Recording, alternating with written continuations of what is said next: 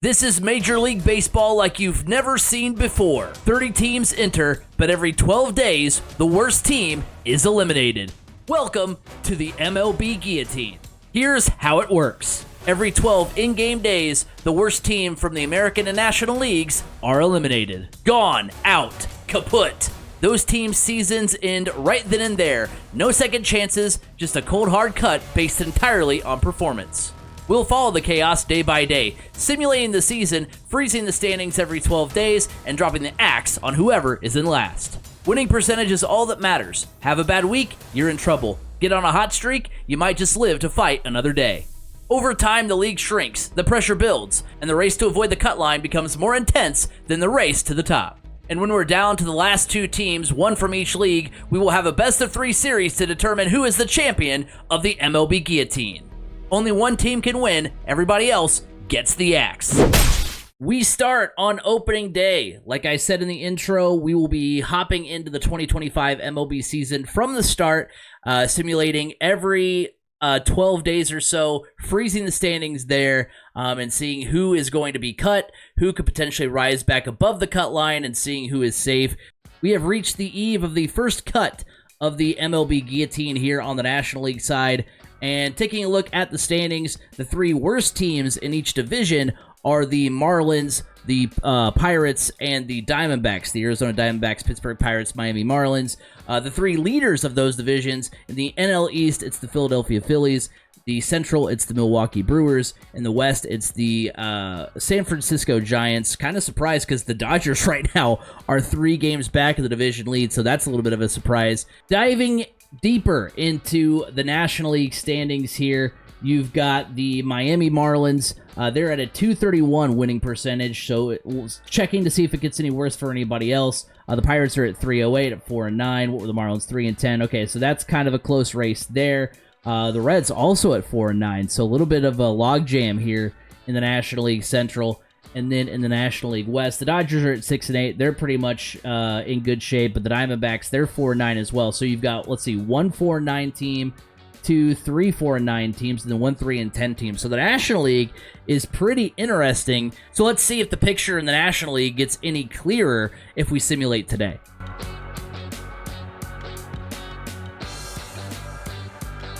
Taking a peek now, having simulated one more day, the Marlins lost, so they are 3-11 with a 2.14 winning percentage. Taking a look at the Pirates are now 4-10. The Reds saved themselves a bit. They won. They're 5-9, so we now have the Pirates and the Marlins in danger of that first cut.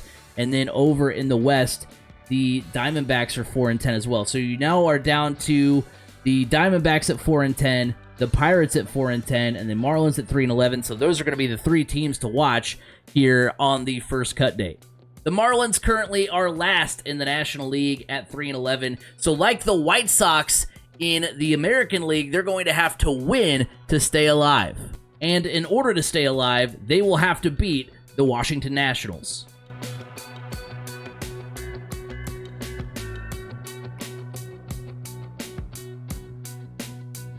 All right, this is tough.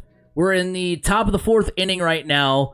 Valente Beloso on the mound for the Marlins. He's up against Keibert Ruiz, the 9-hole hitter who's hitting .158 on the season. I feel like I should give him at least one more batter to prove himself before I make a pitching change. We'll see if that's a bad decision or not.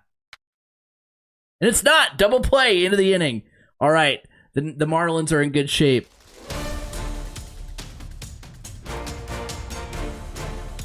Bottom of the 6th inning, Jonah Bride up at the plate with 2 men on. Full count. Jesus Sanchez in the on-deck circle. Runners will be going here with 2 outs in the inning. The pitch, and that one's fouled. Mike Soroka delivers the payoff pitch. Bride swung on a miss, strike 3. The Nationals get out of it, and the Marlins remain without a run. The 3-1 pitch misses for ball 4. So Otto wins the Battle of the Lopezes. And the Marlins have a runner on. Jose Ferrer now pitching for the Nationals. Runner on first for the Marlins. The pitch. And he's going to dribble this one back to the mound. Only play is the first, and there are 2 outs in the inning. But now a runner is in scoring position for Miami. Miami trying to cut this lead in half. 1-2. The count. Pitch. And that one's laced into center field, a base hit. Does the run come in to score? It does. Miami on the board. Xavier Edwards with the 2-out single. The payoff pitch to Graham Pauley. It's on the ground to the shortstop Abrams. Throw on to first in time, and the inning is over. But Xavier Edwards pushes across the first run of the game for the Marlins. It's now 2-1. Nationals heading into the 9th. The 1-1. And that one's belted to right field. And it is gone. We're tied. Tie game. The Marlins. Can they stay alive? Well, that just got them one step closer. What a shot. Brand new ball game. That one's hit into right field. Base hit. Is it going to be 2 bags for Ramirez? I think it will be. And we have a runner in scoring position for the Marlins. Agustin Ramirez with the 1-out double. That one was just absolutely laced into right field. Runner in scoring position. Dane Myers at the plate. That one's... It's going to get down. It's going to get down. It's a walk-off base hit for the Marlins. Miami wins. I thought that might have got caught potentially, but Dane Myers, the walk-off base hit, too far for the outfielders for the Nationals. And Miami gets the win. Can they avoid the rest of the guillotine? So that win now makes the Marlins 4-11 on the season. So if they can get either the Pirates or the Diamondbacks to lose, they might have a chance to stay alive. On our radar are the Pirates and Reds, as well as the Diamondbacks and Brewers.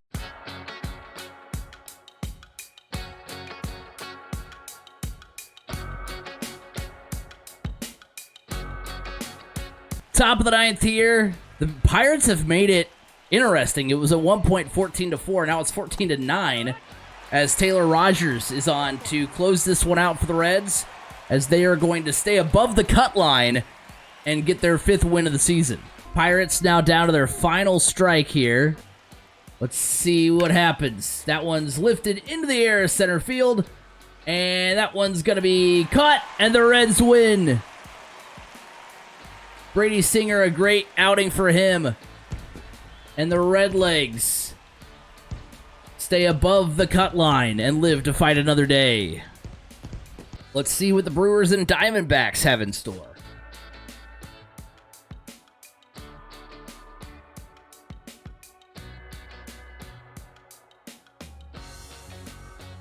Diamondbacks in jeopardy here. They're down to their final strike, down 12-4 against the Brewers. The pitch swung on and missed, strike 3. And the Brewers deal the Diamondbacks a loss here. Will this put Arizona below the cut line? We shall see. Interestingly enough, we now have a 3-way tie for last place in the National League. The Pirates, Marlins, and Diamondbacks are all now 4-11. The Diamondbacks are at last now. I'm a little reluctant to eliminate them solely based on, like, what's the tiebreaker. Let's take a look at the schedules to see if there's any common opponents here. All right, so it looks like the Pirates got 3 wins against the Marlins at the beginning of the season. They did drop 1. So the Pirates have the tiebreaker over the Marlins, but they did not play the Diamondbacks. The Diamondbacks have not played the Pirates or the Marlins. They do have a series coming up against the Marlins. Here's where it gets a little interesting, because their next series is literally against the Marlins.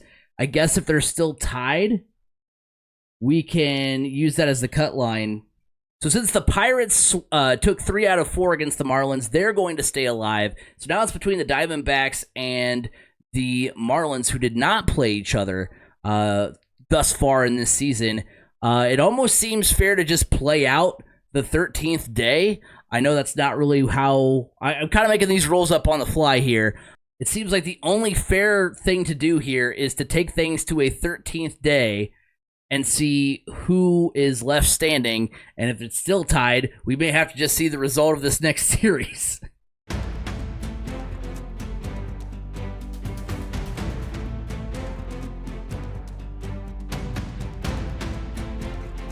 The Nationals beat the Marlins 7-0. So now the Diamondbacks, if they win, they're going to stay above the cut line, and the Marlins are going to fall. 2-1 Brewers.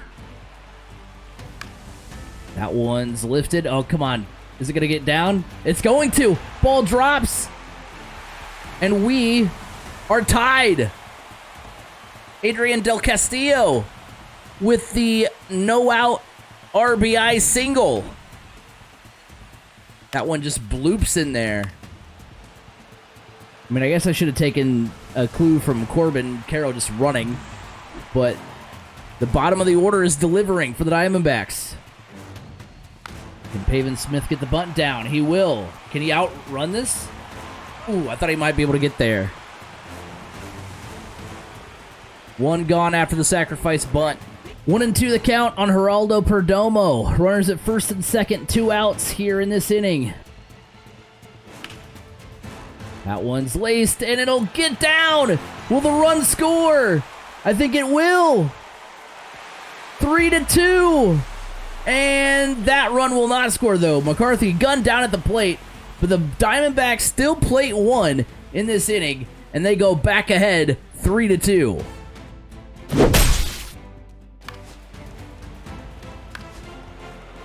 A run scores for the Brewers, and we're tied again. Christian Yelich, the triple. Sack fly, and it's now 4-3. Brewers back on top. 4-3, bottom of the 9th. Diamondbacks trying to walk this one off. Ball's on the ground, and there's one gone. Pitch. That one's popped up. Foul territory. Over to take it is Hoskins, and there's 2 down. Ball's on the ground. It's a base hit. Tying run is aboard for Arizona. Lourdes Gurriel at the plate. Trevor Megill. This one's going to be laced. Couldn't even set that one up. Laced to the second baseman. And the Brewers get the win. The Brewers win 4-3. And that means we still remain tied at the bottom of the National League. So a little bit of a conundrum on our hands here, because the Diamondbacks are 4-12, as you can see, and the Marlins are 4-12. The Diamondbacks will play the Marlins here in their next series. So, on the one hand, we could let that series play out to determine who will get eliminated. Like that seems like a fair way to go about it, to see who ultimately will be cut first. We know it's not always going to work out this way, though, where the team that's getting cut and the other team that could get cut are both playing each other in the very next series. So I almost kind of want to go by how far back they are in their division, or maybe I should go by wild card standings, which they're both at the bottom of that one, but the Marlins are technically ahead. On the one hand, I don't want to set the precedent where I just let the series go on until one team has a better win percentage, but I also kind of want to see what happens in the next series. I'm doing a lot of haggling over 2 teams that are at the bottom of the National League. We could also go off of their last 10 games, which the Marlins have won 1 more game than the Diamondbacks. That kind of goes based on like who's hotter. I have brought in the special counsel, aka my girlfriend, to try and settle this, because I'm honestly at a moral dilemma here. Basically what's going on here is we've got 2 teams at the bottom of the cut line here. in the Diamondbacks and the Marlins. Now, they play each other in the next series. Blah, blah, blah. Proper name, place name, backstory stuff. I think I got it, but just in case, tell me the whole thing again. I wasn't listening. The next day. Aaron, what do you say? What should we do with the Diamondbacks and Marlins? They lost 3 in a row. They could have tried to better their chances. You heard her, D-backs fans. Get the heck out. The Arizona Diamondbacks are the first team eliminated on the NL side of the MLB Guillotine. I know that was a lot of going back and forth on a team that literally is 4-12 through 16 games, but we had to make the cut. We have to make these decisions early so that way we know how to handle the guillotine coming up. But there you have it. You now have the Marlins living to fight another day. The Pirates right there at the bottom of the NL as well. Those are the teams to kind of look at going forward here in the MLB Guillotine to see if they might be the next team's cut. If you enjoyed this episode of the MLB Guillotine, make sure you leave it a like, subscribe to become one of the Burger Bros, subscribe for more MLB Guillotine content, and I'll see you guys on the next one. Peace out.